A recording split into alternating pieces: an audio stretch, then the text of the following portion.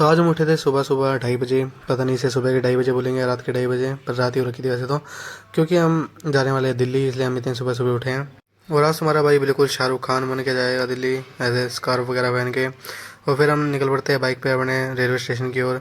Railway station में फिर हम पहुंचते हैं और अपनी बाइक वगैरह खड़ी करके पार्किंग में चल पड़ते हैं रेलवे स्टेशन के अंदर। फिर हम पहुंच जाते हैं ट्रेन के अंदर और ट्रेन थोड़ी देर में चलना शुरू कर देती है। पर हमें भूख लग रही थी क्योंकि सुबह से हमने कुछ खाया तो है नहीं। तो थोड़ी देर में फिर एक स्टेशन पर रुकते हैं और पेटीज़ वगैरह ले लेते हैं हम। पेटीज़ वगैरह खाने के बाद फिर भी भूख नहीं मिटती है, तो हम पूरी और आलू की सब्ज़ी ले लेते हैं।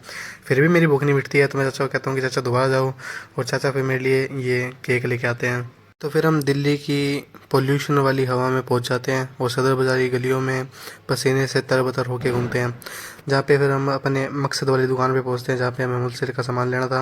वहाँ से सामान लेने के बाद हम थक जाते हैं बहुत ज़्यादा इस भारी भरकम सामान को उठाते हैं। हमारा पहले ट्रेन का टाइम तो मिस हो जाता है, तो हम सोचते हैं कि अभी यार पैदल चल के तो हालत ख़राब हो रखी है, तो हम रेलवे स्टेशन को निकल पड़ते हैं, जहाँ पे ये छोटी मोटी झांकियाँ भी दिखती है। हमें पता नहीं क्यों थी। न्यू दिल्ली रेलवे स्टेशन पर हमें बिल्कुल भी समझ नहीं आता कि टिकट काउंटर कहाँ पे है, कौन से प्लेटफॉर्म पर ट्रेन आएगी। तो हमने कहा छोड़ो यार, हम दूसरे रेलवे स्टेशन पर चलेंगे जहाँ पे हमें पक्का है कि कौन से प्लेटफॉर्म पर ट्रेन आने वाली है, कहाँ उसका टिकट काउंटर है।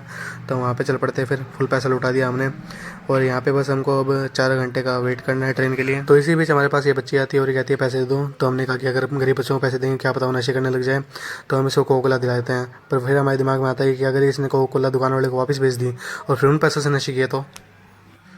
फिर जैसा कि हमारे माँ बाप कहते हैं कि पढ़ने वाले बच्चे कहीं पे ही पढ़ लेते हैं, उसी का मुझे उदाहरण मिलता है। यहाँ पे रेलवे स्टेशन पे एक बंदा किसी सर की वीडियो देख रहा था और पढ़ रहा था। फिर कुछ समय पश्चात हम एक गलत ट्रेन में चढ़ जाते हैं और हमें अगले स्टेशन पे उतरना पड़ता है ताकि हम अपनी वाली ट्रेन पकड़ सकें। और यहाँ पे हमें एक प्लेटफॉर्म से दूसरे प्लेटफॉर्म पर भागना पड़ता है। मैंने देखा कि यहाँ पे टॉयलेट के बाद डीलक्स टॉयलेट ले रखा है। भाई साहब कैसी सर्विस दे रहे हैं, कोई अलग ही सर्विस प्रोवाइड हो रही लगता है यहाँ पे।